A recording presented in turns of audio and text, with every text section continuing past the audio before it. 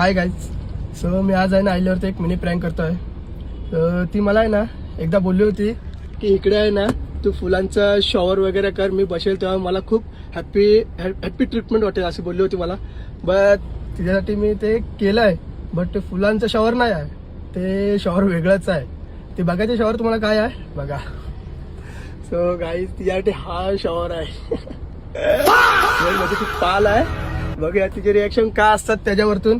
So ती माझ्यावरती भडकेल, म्हणजे मला मारू पण शकते. बघा तिचे रिॲक्शन काय असतात ते. आता येलच मी तिला हा जॉबवरती घ्यायला आलोय. बघूया काय असतात तिचे रिॲक्शन. सो गाईज आता आईला आली आहे. तिचे रिॲक्शन बघूया. हॅलो. हाय आयलो, तुझ्याकडे एक सरप्राईज आहे. काय हा काय हाय काहीतरी दाखव.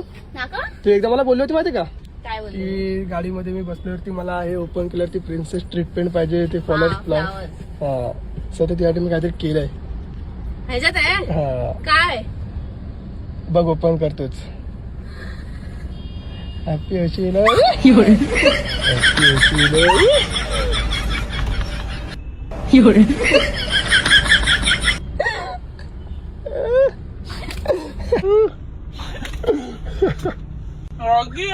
फालतूगिरी का करतो साक्षी?